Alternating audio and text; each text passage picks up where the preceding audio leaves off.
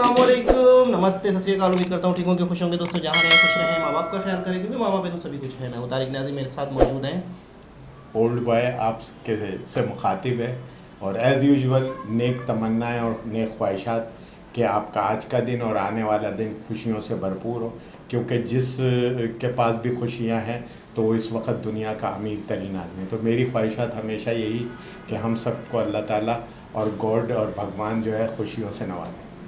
जी हाँ बिल्कुल, मैं हूँ सिमल शेख, आपकी अपनी होस्ट, और यकीनन आप लोग जहाँ होंगे बहुत अच्छे होंगे, खुश होंगे। और हमारे चैनल को लाइक कमेंट ज़रूर किया कीजिए, कमेंट्स का वेट रहता है आप लोगों का, तो प्लीज़ कमेंट ज़रूर किया कीजिए, बताया बताएं किस तरह की वीडियो पे रिएक्शन दें, हाँ, क्या गलती कर रहे हैं, क्या चीज़ आप लोगों ने मिस की वो भी ज़रूर बताइएगा, और क्या चीज़ आप लोगों की सबसे ज़्यादा अच्छी है वो भी बताइएगा, ताकि हम उन चीज़ों को इन्हेंस करें, इम्प्रूव करें आप लोगों के लिए। बिल्कुल ऐसा ही, बिल्कुल। तो चलते हैं वीडियो की जाने। वेरी तो दोस्तों वीडियो का टाइटल है mother father poetry, Manoj Muntashir Shukla. बहुत बड़ा नाम, बहुत बड़ा। इनकी मैंने इंटरव्यू सुना था तो मेरी आंखों से आंसू आ गए। 1 से 1.5 घंटे का इंटरव्यू था। इन्होंने किस तरह मुंबई में आके फिल्म इंडस्ट्री में सड़कों पे सो के किस तरीके से स्ट्रगल की। तो इनसे सवाल किया गया कि अगर आपसे कोई फिल्म छूट जाती है तो बड़ा अफसोस होता होगा आपको कि आपकी ये फिल्म साइन नहीं हो पाई, आप इसके गाने नहीं लिख रहे हो, पोइट्री नहीं लिख रहे हो। तो इन्होंने कहा कि अगर कोई फिल्म छूट जाती है तो 10 दूसरी पड़ी नहीं। और इन्होंने एक और बात की थी जो मुझे कभी नहीं भूलेगी कि पहली फिल्म जब मेरी लगी थी सिनेमा में, जिसके मैंने गाने लिखे थे, तो टिकट घर के अंदर गए दोस्तों के साथ 2-3, तो टिकट वाले ने साइड पे खड़ा कर दिया। Oh my God. पूछे तो सही क्यों? बोला कोई 10, 15, 20 टिकट बिकेंगे तो चलाएंगे फिल्म, तो वरना रहने देंगे। फिर बोला अब भी जो लास्ट फिल्म के लिए मैं गया तब भी बोला मुझे टिकट नहीं मिला, खत्म हो चुके थे। जाहिर सी बात है, बाहुबली पहले इनको रोक दिया, नहीं पहले इनको रोक दिया कि टिकट्स नहीं सेल हो रहे, और अब सेल होके खत्म हो गए। भाई ये देर से आए आप। तो ये हालत है, मतलब पूरा इंटरव्यू बड़ा है, बड़ा मजेदार अच्छा। है। तो बाकी तो इन्होंने बताया, इनकी एक मतलब बात तो मुझे कभी भी नहीं भूलेगी कि देखना, मैं चलो वीडियो के बाद वो बात बताऊंगा कि एक खोली के अंदर ये रह रहे थे। मुझे सिर्फ हेडलाइन बताना, मैं पूरी बात बताऊंगा। खोली होती है छोटा सा कमरा मुंबई में, वहाँ भी ये रहे थे। वहाँ इनके साथ एक वाकया हुआ था। अच्छा। आज भी मैं मतलब याद करता हूँ तो मुझे बड़ा दुख होता है। तो स्टार्ट करते हैं वीडियो को। मनोज मुंतशिर बहुत खूबसूरत बोलते हैं। बचपन से ही विनर्स की ओर, अचीवर्स की ओर, गो गेटर्स की ओर, जिन लोगों ने लाइफ में कुछ बड़ा किया, उनकी ओर मैं बहुत अट्रैक्ट हुआ करता था। आज मुझे कितना गर्व है इस बात पे कि मैं उन लोगों के सामने बोल रहा हूं जिन्होंने हिंदुस्तान का सबसे बड़ा, सबसे कठिन, सबसे चैलेंजिंग एग्जाम क्लियर किया है यहां तक पहुंचने के लिए। बहुत सिंपल जो चीजें होती है ना, वो हमें लगता है हम जानते हैं, क्योंकि ये वर्ड, ये टर्म, ये प्रोफेशन हम इतनी बार सुनते हैं कि हम इसकी गहराई में झांकना, इसकी गहराई में उतरना भूल जाते हैं। चार्टर्ड अकाउंटेंट, एक डेफिनेशन जो मेरी समझ में आती है, मैं आपको बता के, आपको दे के जाना चाहता हूं। मैं चाहता हूं आप नोट करके रखें और अपनी पहचान आज से यही बताएं कि जो बाती जला के दुनिया में उजाला करते हैं वो दिए कहलाते हैं, और जो अपनी जवानी जला के देश का खजाना भरते हैं वो सीए कहलाते हैं।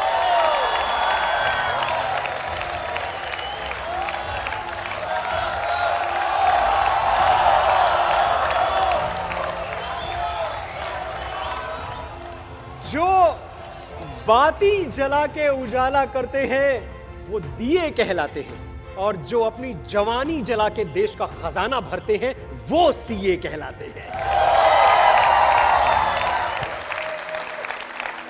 देखिए, मैं बहुत बार जब सोचता हूं, जब मैं पैरेलल रख के देखता हूं, तो मुझे लगता है कि एक जो फौजी सरहद पे खड़ा हुआ है वो गन, ग्रेनेड और गट से देश के लिए लड़ता है, और एक सीए, आप लोग जो यहां बैठे हुए हैं, आप कलम, कागज और कैलकुलेटर से देश के लिए लड़ते हैं। यानी एक बात तय है कि आप भी एक तरह के फौजी हैं। आपके जिस्म पे वर्दी नहीं है, लेकिन ये कहां लिखा हुआ है कि जिसने वर्दी नहीं पहनी वो देश के लिए लड़ नहीं सकता?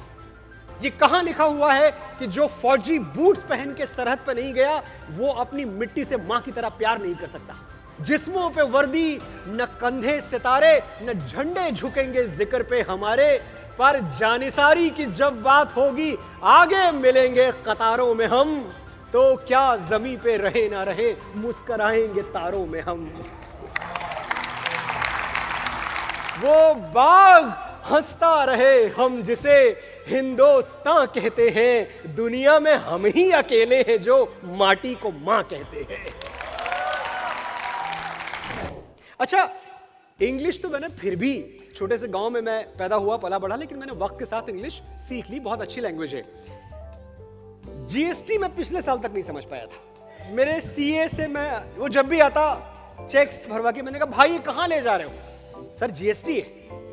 और मैं उससे हर बार कहता भैया मुझे समझा तो दो कि ये जो मैं भर रहा हूं ये मैं भर क्या रहा हूं। एक दिन फ्रस्ट्रेट होकर उसने मुझसे बोला, सर आपको एक गाना गाते हुए मैंने कई बार सुना है। मैंने कहा कौन सा? जिहाले मिस्की मकुम्ब रंजिश बहारे हिजरा बेचारा दिल है।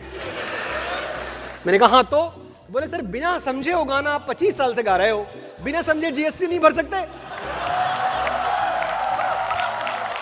अरे इतना ईमानदार प्रधानमंत्री हमारे देश के पास है, मोदी जी गलत थोड़ी लेंगे। इस बात पे मैं टोटली कन्विंस हो गया। मुझे भी विश्वास है कि मोदी जी गलत थोड़ी लेंगे। एक बार हमारे प्रधानमंत्री जी के लिए तालियां बजाएं आप सब लोग।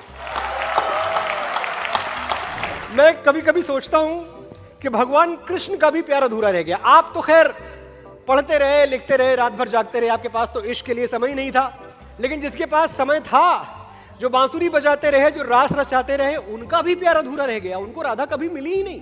लेकिन यह भी सच है कि भैया प्यार अधूरा ही ठीक है। कभी कभी ये बैलेंस शीट टैली ना हो ना, यही सही है। अच्छा, अधूरा प्यार क्या करता है? अधूरा प्यार जो है वो पहाड़ों पे जाता है, समंदर किनारे टहलता है, गजलें सुनता है, महफिलें जमाता है, और जो प्यार पूरा हो जाता है वो बाजार से धनिया खरीद रहा होता है। लेकिन साथियों, इसका मतलब ये नहीं है कि आप शादी न करें, आप प्यार न करें।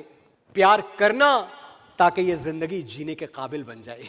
प्यार करना ताकि सीने में रखा हुआ पत्थर धड़क उठे और दिल बन जाए।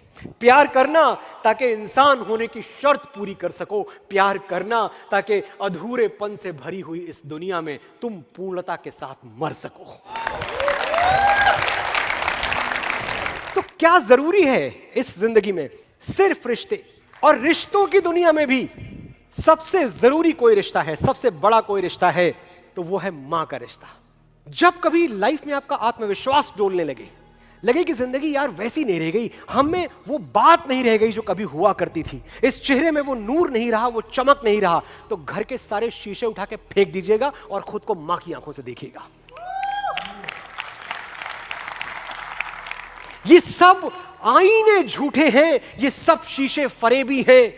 ये क्या जाने मैं दो बुझती हुई आंखों का सूरज हूं।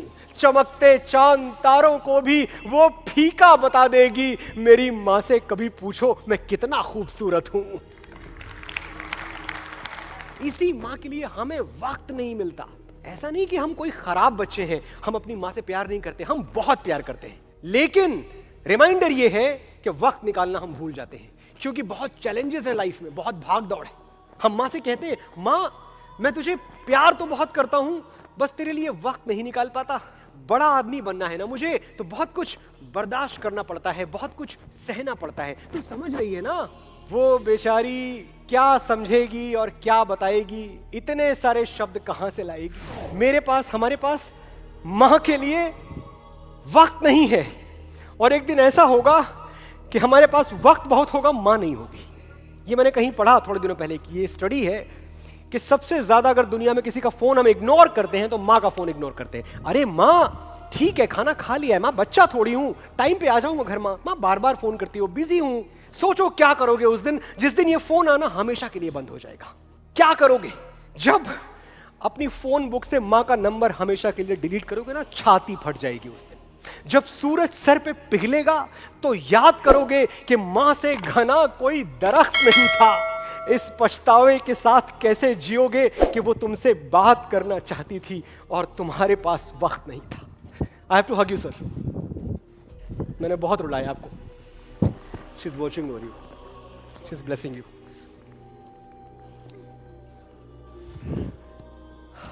बधाई हो, तुमने बहुत बड़ा घर ले लिया, आलीशान घर ले लिया, और उस घर में माँ को एक अलग कमरा भी दे दिया। तुम ये सोच के खुश हो कि जहां लोग माँ को बरामदे में रखते हैं, तुमने कमरे में रखा है। बहुत अच्छे बेटे हो तुम, शाबाश। लेकिन ये बताओ, उस कमरे में तुम कितनी बार जाते हो? कमरा देने से उसका हिसाब कैसे बराबर होगा जिसका कर्जदार है तुम्हारे खून का एक एक कतरा, तुम्हारे वजूद का एक एक रेशा। 9 महीने जिसने तुम्हें कोख में रखा, 3 साल हथेलियों पर और जिंदगी भर दिल में, उसे कमरे में नहीं पलकों पे रखना मेरे दोस्त हमेशा। और जब कभी आप उस कमरे में जाएं जहां माँ रहती हैं, जहां बाबूजी रहते हैं, तो एक बार अपनी कौशल्या के पैर छूने के बाद एक जोर का एक टाइट हग उस दशरथ को भी देना, उस हवाई चप्पल वाले हीरो को जिसकी कुर्बानियां, जिसके त्याग लिखने के लिए इतिहासों को स्याही नहीं मिली। हमने अपने पिता से कभी उनकी सैलरी नहीं पूछी, बस ये लगता था कि बाबूजी हैं तो बाजार के सारे खिलौने अपने हैं, जिस चीज पे हाथ रख देंगे वो गिफ्ट रैप होकर घर आ जाएगी। हम सिर्फ फरमाइशें बताते थे पिताजी को, कभी उनसे उनकी सैलरी नहीं पूछते थे। किताबों में पढ़ा था, जितनी चादर उतना पांव फैलाओ, अपनी हदों से बाहर मत जाओ। लेकिन मेरे पापा मेरे लिए दुनिया की हर चीज ले आते। मैं चांद मांग लेता तो आसमान से चांद खींच ले आते। अच्छा वक्त आया, किस्मत ने मेरे पैरों तले कालीन बिछा दी, पर वैसी अमीरी फिर नहीं देखी जो पापा ने 2000 की सैलरी में दिखा दी। हम उस देश में हैं साथियों, जहां हमारा बूढ़ा बाप हमारी ताकत है। बगल में खड़ा हो जाता है तो लगता है कोई हमारा बाल बांका नहीं कर सकता। हजारों मुश्किलों से लड़ रहा हूं मैं अकेला ही, दुआएं साथ हो जिसके उसे लश्कर नहीं लगता। मेरे बाबूजी बूढ़े हैं मगर अब भी ये आलम है, वो मेरे पास होते हैं तो मुझको डर नहीं लगता।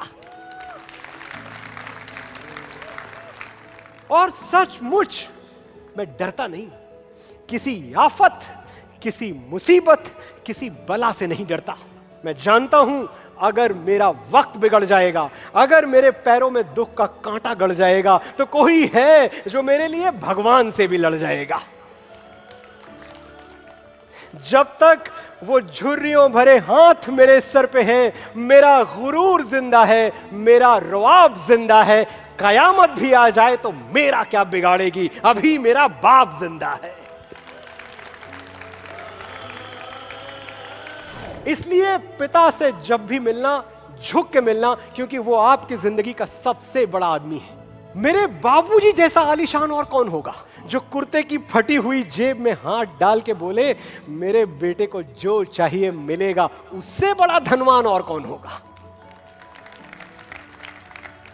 और मां से जब भी मिलिएगा, अदब से मिलिएगा, झुक के मिलिएगा, क्योंकि आप उसके कर्जदार हैं। आप अपनी बैंक में लाखों करोड़ों भर लें, लेकिन जो सिक्के उसने आपकी नजर उतार के गंगा में फेंक दिए थे, वो आप उसे कभी नहीं लौटा पाएंगे। मां के आंचल से बड़ा आश्रय हमें परमात्मा भी नहीं दे सकता। धूप समय की लाख सताए, मुझ में हिम्मत बाकी है, मेरा सर ढकने को माई तेरी चूनर काफी है। आपने बहुत धैर्य से सुना, बहुत ध्यान से सुना, बहुत बहुत बहुत आभार आपका। Thank you.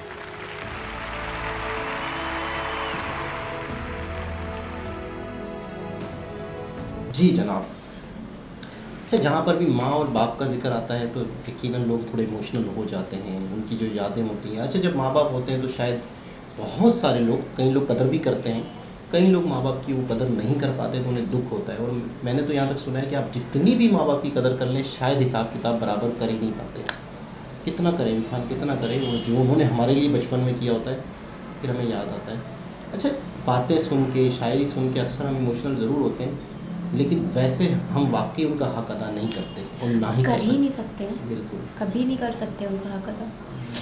कोई माँ बाप की कोई ऐसी बात कोई आपको याद हो उसमें, वो मदर की, फादर मैं की? तो भी इतनी इमोशनल होगी कि मैं तो रो पड़ूंगी अभी क्योंकि माँ के नाम पे ही मुझे रोना आ जाता है। जाहिर सी बात है कि अगर माँ वो चीज़ है, वो हस्ती है जो अपने बच्चों के लिए हर चीज़ से लड़ पड़ती है, हर कुछ करने को तैयार हो जाती है। उनके बच्चे वो बता रहे हैं ना कि जैसा भी हो मेरी माँ की आंखों से देखो तो मैं सूरज और चांद तारा भी हूँ मैं।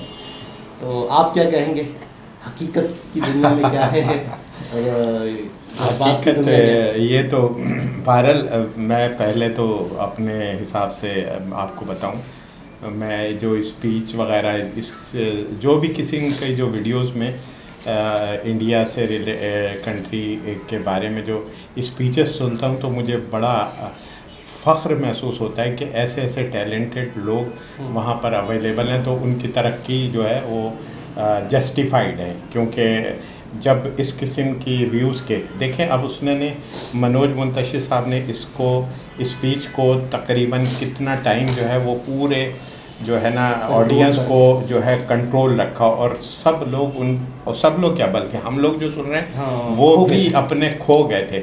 तो उनके जो स्पीच है उसके 3 पोर्शन थे। पहला पोर्शन उन्होंने एक सिविलियन को एक इस तरह से अपने कंट्री के लिए जो है बताया कि वो भी एक फ़ौजी का दर्जा रखते हैं, और यह हकीकत है कि फ़ौज तो जो है ना सरहद पे वर्दी के साथ और असले के साथ लड़ती है, लेकिन जो सिविल में होते हैं वो लोग अपने कलम और पेपर के साथ दुनिया में जंग कर रहे होते हैं, और उनका भी उतना ही पार्ट होता है जितना। तो ये बिल्कुल और लेकिन जिस तरीके से उन्होंने एक्सप्लेन किया वो बहुत ही यानी बहुत ही समझ लें कि मैं क्या बताऊं, यानी बहुत ही ऐसा है कि दिल को छू लेने वाला।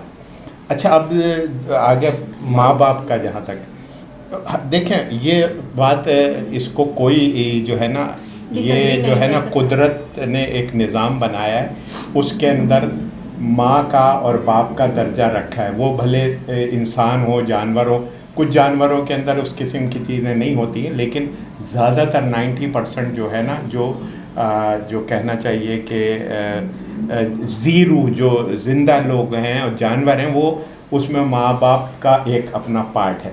लेकिन मेरा अपने हिसाब से इसके अंदर भी फाइनेंशियल एक स्टेबिलिटी बहुत इम्पॉर्टेंट है। आप इसको माने या ना माने, मकसद ये कि पेरेंट्स अगर दौलत के साथ मौजूद हैं तो उनकी तमाम इर्द गिर्द के बच्चे प्लस और वो सब उनकी कदर करेंगे।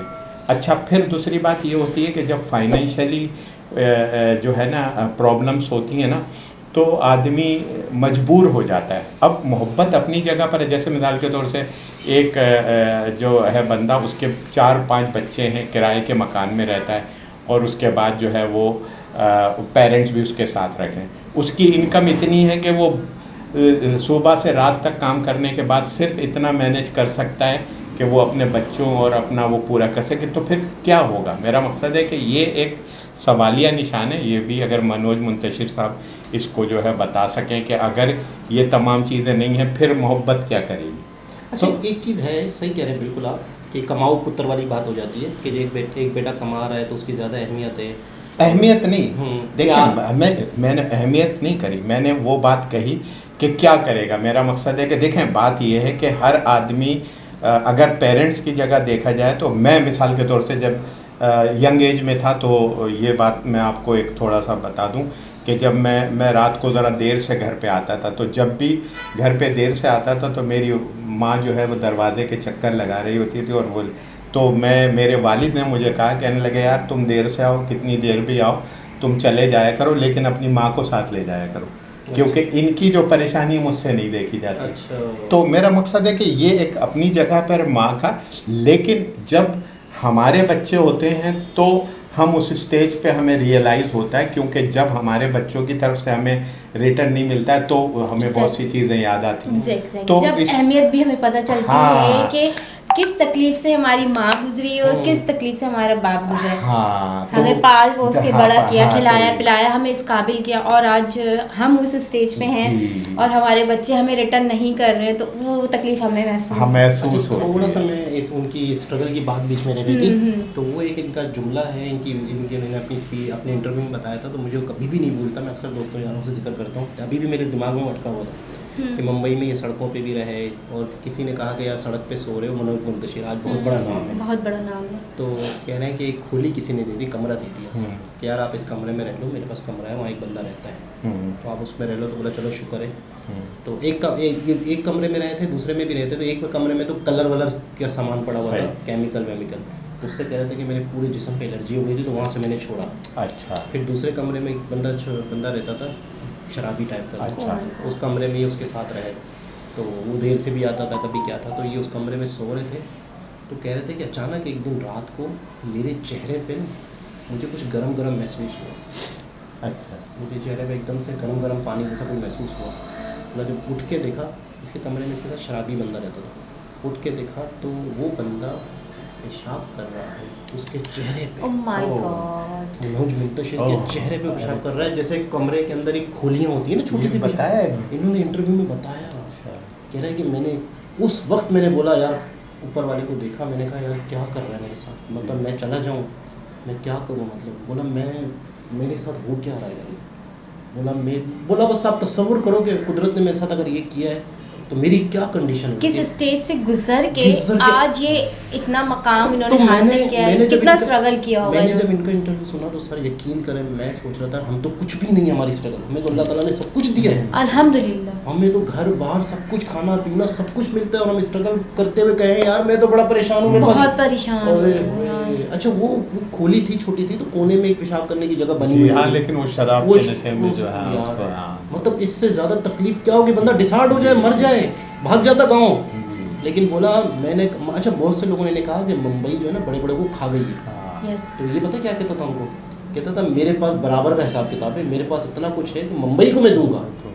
ये कहता था मेरे पास मेरा बराबर का मुकाबला है मुंबई से, मुंबई खुद क्या होगी, कह रहा मेरे पास इतना कुछ है, मैंने मुंबई को दिया। खैर बहुत अब दे रहे हैं ना, अब रिटर्न दे रहे हैं ये, अब दे रहे हैं। तो खैर बहरहाल लेकिन बहुत कुछ इनके- ये इनके- बहरहाल इसमें ये चीज़ हमें ये भी बिल्कुल। बताती कि वहाँ टैलेंट कि को कहीं ना कहीं मौका कदर मिल की जाता है। नहीं, मौका भी और कदर है। कदर है। मेरा मकसद ये है कि जब लोगों को पता चल जाता है कि ये बंदा इतना टैलेंटेड है तो वो उसको ऑनर करते हैं, जो आज ये इस काबिल है कि इतनी बड़ी कभी यानी मौका मिला तो स्टेज पे इंटरव्यू आके भी जो है, देखेंगे। हाँ तो ये इंटरव्यू बात देखेंगे तो और भी बहुत कुछ सीखने को मिलेगा। इनके इंटरव्यू के बाद अपनी स्ट्रगल तो कुछ भी नहीं लगती, कुछ भी नहीं लगती। शुक्र अदा करने को दिल करता है। हाँ बिल्कुल। तो दोबारा बिल्कुल। किसी और वीडियो के साथ आपसे मुलाकात होती है, जब तक के लिए अल्लाह हाफ़िज़।